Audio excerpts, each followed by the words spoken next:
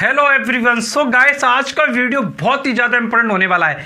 आज के इस वीडियो में डिस्कस करने वाले हैं असर्शन रीजन बेस्ड क्वेश्चन को कैसे चुटकियों में सॉल्व करें।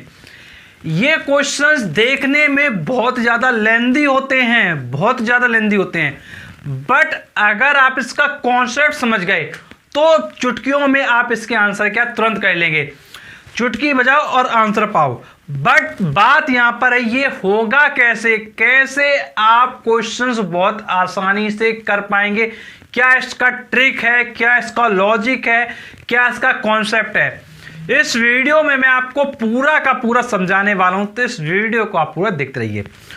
तो देखिए, सबसे पहले मैं आपको कुछ पॉइंट्स बता रहा हूं, वो आप समझिए।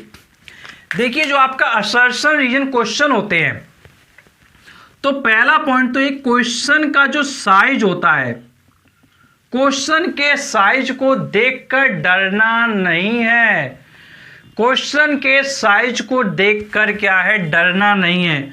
जो क्वेश्चन का जो साइज होता है वो हमको क्या है, डराता है। अब आप सोच रहे होगे, सर एक बात बताओ, क्वेश्चन इतना बड़ा है तो भाई देखकर तो डर लगेगा ही ना। तो मैं अभी आपको ये बताऊंगा, ये क्वेश्चन इतना बड़ा नहीं है। ये क्वेश्चन सिर्फ 2 लाइन का है।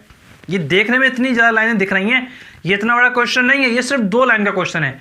वो मैं आपको बताऊंगा भाई आपको कैसे ये करना है। अभी आप खुद कहोगे वास्तव में बहुत छोटा क्वेश्चन है। पहली चीज़ तो कि आपको डरना नहीं है, और सेकेंड चीज़ है कि आपको क्वेश्चन करने का जो मेथड है, जो तरीका है, उसको अच्छे से समझना है। बस ये 2 पॉइंट ध्यान रखिए और क्वेश्चन बहुत आसानी से चुटकियों में होगा। तो देखिए, जब भी आपके पास कोई भी क्वेश्चन आएगा असर्शन रीजन का, कोई भी क्वेश्चन एआर का आएगा, उसमें कुछ चीजें कॉमन होती है। वो समझिए क्या क्या चीजें कॉमन होती हैं। तो मैं आपको बताता हूं भाई क्या क्या चीजें कॉमन है। तो देखिए, सबसे पहले तो एक चीज ये कॉमन है आपको ये चीज गिवन होती है। ये जो लाइन है, ये हर एक क्वेश्चन में गिवन होती है। हर एक क्वेश्चन में गिवन होगा, सेम लाइन गिवन होती है। दिया रहता है given below 2 statement labelled as assertion A and reason R. ये हर एक क्वेश्चन में लिखा रहता है। तो इस क्वेश्चन की जो लाइन है, इसमें सिर्फ इतना दिया रहता है कि भाई आपको असर्शन और रीजन का जो स्टेटमेंट है वो दिया गया है। अब आपका जो चेंजेबल पोर्शन है, वो ये होता है सिर्फ असर्शन और रीजन। मतलब क्वेश्चन में सिर्फ असर्शन और रीजन चेंज होगा, बाकी सब कुछ वैसे ही रहने वाला है। जैसे आपको दिया जाएगा select the most appropriate answer for the following option. तो ये आपको ऑप्शन दिए गए हैं। ए वाला ऑप्शन दिया गया, both A and R true, R is the correct explanation of A. फिर सेकंड वाला आपको ऑप्शन दिया है, both A and R true but R is not correct explanation of A. Third वाला आपको दिया गया है, A is true but R is false. And fourth वाला दिया गया, A is false and R is also false. अब देखो, यहां पर जब आपने ये ऑप्शन पढ़े होंगे तो ये पोर्शन क्या है, आपका ऑप्शन वाला है। तो ये जो पोर्शन जो ऑप्शन वाला है, तो भाई ये भी क्या है, ऑलमोस्ट सभी क्वेश्चन में सेम होता है।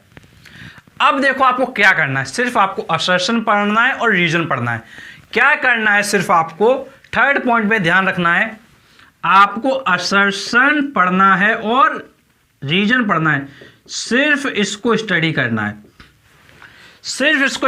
देखना है कि भैया असर्शन ट्रू है कि नहीं या फिर फॉल्स है। फिर रीजन देखना है कि भाई ट्रू है कि फॉल्स है।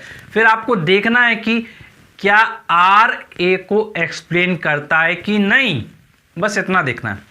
क्या करना है, असर्शन आपका ट्रू है या फॉल्स है। सेकंड काम करना है, जो रीजन है आपका वो ट्रू है या फॉल्स है। और जो थर्ड काम है आपका, क्या आर ए को वेरीफाई करता है कि नहीं। अगर वेरीफाई करता है आर ए को तो ऑप्शन ए हो जाएगा, अगर दोनों करेक्ट हैं। अगर दोनों करेक्ट हैं और आर ए को वेरीफाई नहीं करता तो बी वाला आंसर हो जाएगा। और अगर ए करेक्ट है और बी हमारा फॉल्स है तो भैया सी वाला ऑप्शन हो जाएगा, और अगर हमारा ए फॉल्स है और आर भी फॉल्स है तो भैया लास्ट वाला ऑप्शन डी हो जाएगा। तो ये तो हो गया कि भाई ये चीजें आपको सेम टू सेम हर एक क्वेश्चन में दी जाएंगी, तो आपको डायरेक्ट कहां हिट करना है, आपको डायरेक्ट हिट करना है इस पोर्शन पे, असर्शन क्या दिया गया और रीजन क्या दिया गया है, उसको पढ़ें और उसके अकॉर्डिंग आप ऑप्शन ऑटोमेटिक लगा पाएंगे। अब देखिए असर्शन हम लोग पढ़ते हैं, coulomb force and gravitation force follow the same inverse square law. तो भाई आपको पता है जो कूलॉम्ब में इनवर्स लॉ होता है, क्योंकि जो कूलॉम्ब फोर्स होता है वो आपका इनवर्सली प्रोपोर्शनल होता है आर स्क्वायर के, और जो आपका ग्रेविटेशनल फोर्स होता है वो भी आर स्क्वायर के इनवर्सली प्रोपोर्शनल होता है। तो सेम इनवर्स लॉ क्या करता है, ये फॉलो करता है। मतलब जो असर्शन आपको दिया गया है वो इस केस में क्या दिया गया है, ट्रू दिया गया है। अब रीजन पढ़ के देखते हैं। अब देखिए रीजन कह रहा है हमसे both laws are same in all aspect, मतलब दोनों के दोनों लॉ ऑल एक्सपेक्ट में सेम होते हैं। तो भाई ये गलत बात है, ये बिल्कुल गलत बात है, क्योंकि जो आपका कूलॉम्ब लॉ होता है वो चार्जेस के लिए होता है, लेकिन जो ग्रेविटेशनल लॉ होता है वो आपके मासेस के लिए होता है। तो भाई ये चीज़ यहाँ पर क्या है, गलत कही गई है कि ऑल एक्सपेक्ट में क्या है, दोनों लॉ सेम होते हैं। तो आर क्या हो गया, आर हमारा फॉल्स हो गया। अब भाई देखो आर हमारा फॉल्स हो गया, ए हमारा ट्रू हो गया, ऑप्शन मैच कर लो।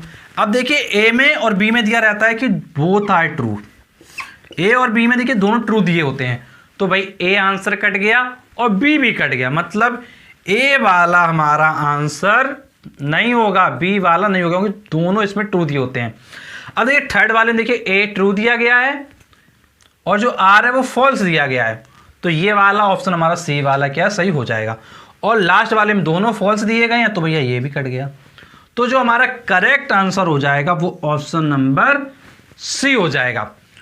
तो अब आपने खुद देखा कि भाई कितना आसान है क्वेश्चन करना। करना क्या है, अरे ट्रू फॉल्स देखना है, कुछ भी नहीं करना है। क्या करना है, सिर्फ ट्रू फॉल्स देखना है। तो असर्शन और रीजनिंग का हम दूसरा नाम क्या दे सकते हैं, असर्शन और रीजन का जो दूसरा नाम हम दे सकते हैं वो हम कह सकते हैं भैया कुछ नहीं है, ये सिर्फ ट्रू फॉल्स है, टीएफ है। असर्शन रीजन को आप कह सकते हो भैया ये सिर्फ ट्रू फॉल्स है, कुछ भी नहीं है।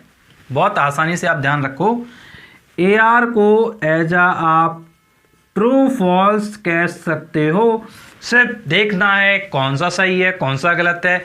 अगर दोनों सही हैं तो देखना है कि भाई कौन किसको एक्सप्लेन कर रहा है, कौन किसको एक्सप्लेन नहीं कर रहा है, और अगर दोनों गलत हैं तो क्या कंडीशन है।